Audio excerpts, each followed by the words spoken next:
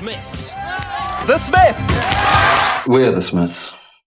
I was discovered, if you like, by Johnny. I was just there dying and he rescued me. Morrissey! Johnny Marr. Morrissey. Johnny Marr! Morrissey. Johnny Marr. Morrissey v Marr.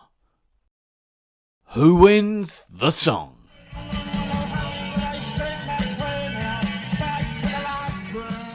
A declaration in our manifesto. The words were perfect. The music was perfect. My life was perfect. That was Johnny Marr on Hand in Glove, and it is one of the great debut singles, isn't it? Hey Joe, Mr Brightside, Teenage Kicks, Arnold Lane, Creep, Anarchy in the UK, White Riot, Wuthering Heights, Supersonic. I'm sure there's many I've missed, but this has to bear mention with them, doesn't it? So welcome to my lair, where for the next 67 shows, I'll be taking you through every Morrissey Marr composition. No cover songs, no instrumentals. Looking at their inspirations and showcasing the great efforts of these two icons. Handing out some gladioli to Rourke and Joyce, before making the toughest call of all. Morrissey v Marr. Who wins the song?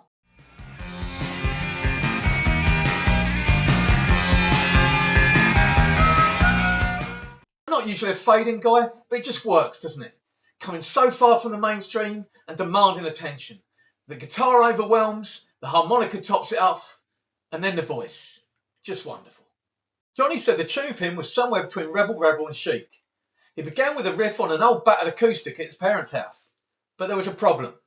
He didn't have any recording equipment, so he thinks, Morrissey's house. That same one he left an awful smudge on a few months earlier. But will he be in? Of course he'll be in. He gets girlfriend and future wife Angie to drive him around to Stretford, all the while he's driving her crazy, playing the riff repeatedly. She gives him one note. Make it more Iggy. So it becomes. She was like, yeah, that's cool. She's a good judge. Now for the Iggy inspiration, look no further than Gimme Danger.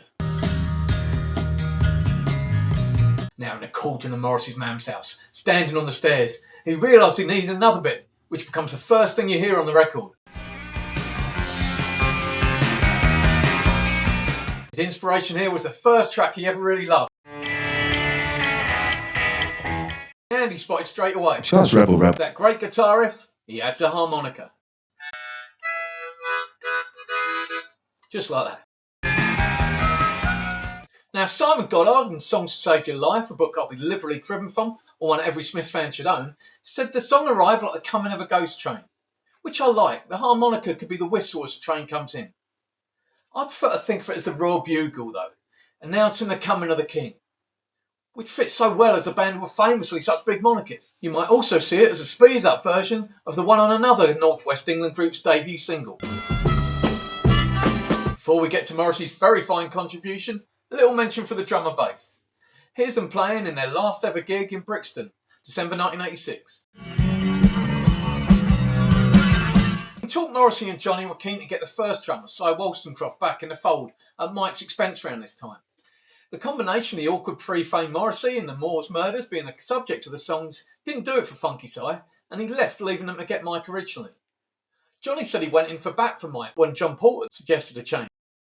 All this said, there's nothing to dislike here, and it's difficult to think another drummer would fit the band better. As for Andy, his signature funky bass is on point straight away, perfectly augmenting Johnny's sound, quite possibly because they'd jammed to Rebel Rebel variants so many times before. Now moving on to one Stephen Patrick Morrissey. Radio 1 DJ John Pill said Smith seemed to arrive fully formed, and it's certainly the case for Morrissey's voice. It's pitched in the D3F4 area where he stayed for most of his career. It has that quality so many of us find capable of eliciting emotion like few others, but also turning many off at source. You can imagine some listening to the throaty delivery for the first time thinking, what is that? Behinds? It didn't help them that Jim French's photo of a male model's backside was on the cover. Was it just me who didn't realise for years that was Kiss My Shades and not just a murmur there from Moz? Maybe. Morrissey said of the words, it was important to me there be something searingly poetic about it, and jubilant at the same time. The standout lyric, which was Morrissey's own favourite, we may be hidden by rags, but with something they'll never have.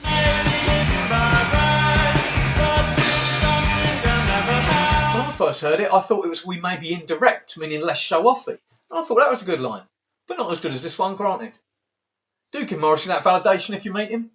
Maybe in an alley by a railway station. Immediately this song's a siren to those who felt looked down upon, unfairly unworthy, giving them confidence they could be more. Maybe they just needed a Johnny. Everything depends upon how near you stand to me. Could be taken literally, with Johnny on stage giving Morrissey confidence.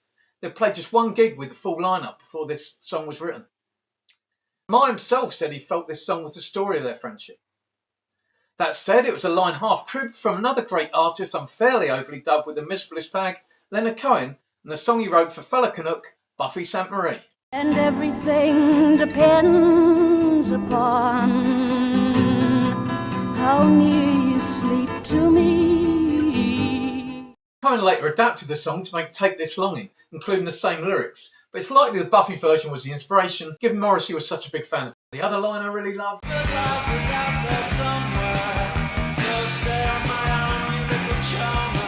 just a lovely turn of phrase, isn't it? Not one he'd get in any old song, but maybe in one of the kitchen sink dramas Morrissey loved so much.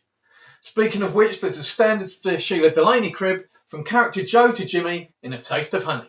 Probably never see you again. To this, Morrissey might have said, You made it a hot line. I made it a hot song. but he probably wouldn't. Not to Sheila.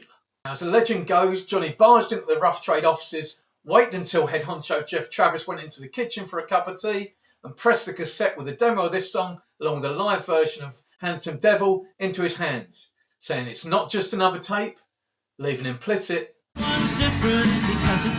Travis quickly agreed to release the single, and though it didn't breach the UK Top 100, it did get to number 3 on the indie chart, which saw Morrissey and Marr, on behalf of the band, sign a record contract with Rough Trade. While not a commercial comment, the song immediately grabbed the critics' hearts.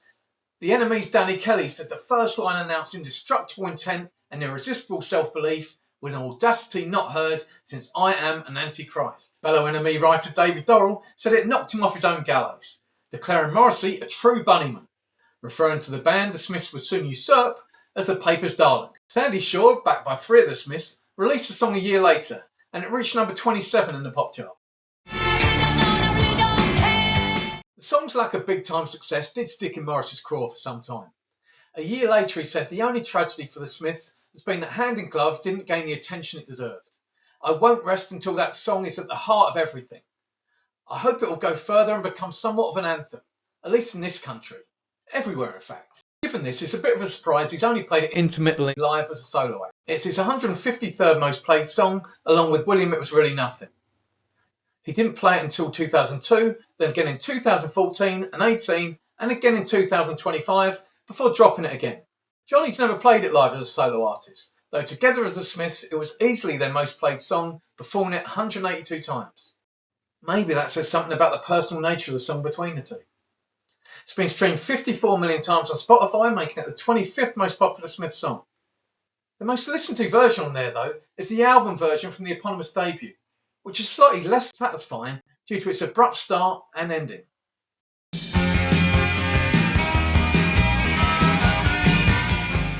So before you make your judgment, make sure it's a single version you're listening to. You'll find it on the Hatful of Hollow album. Now we're doing what you'd never do in Blackjack here. We're splitting 10s. 10 out of 10 music, 10 out of 10 lyrics. So why do this? Force ourselves to go through these near perfect songs and pick a winner? Not because they are easy, but because they are hard. Okay, so who wins?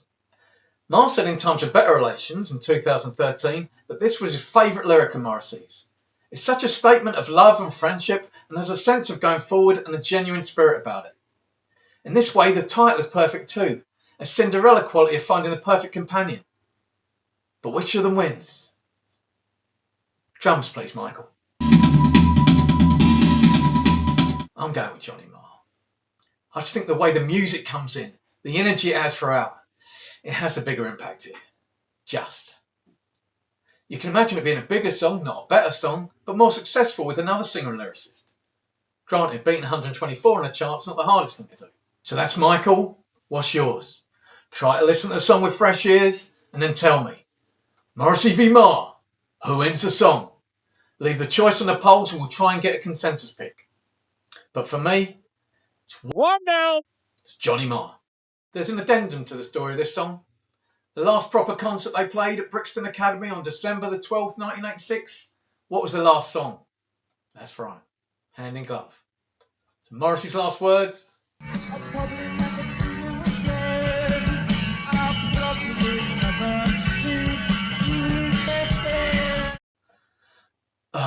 What can you say, eh?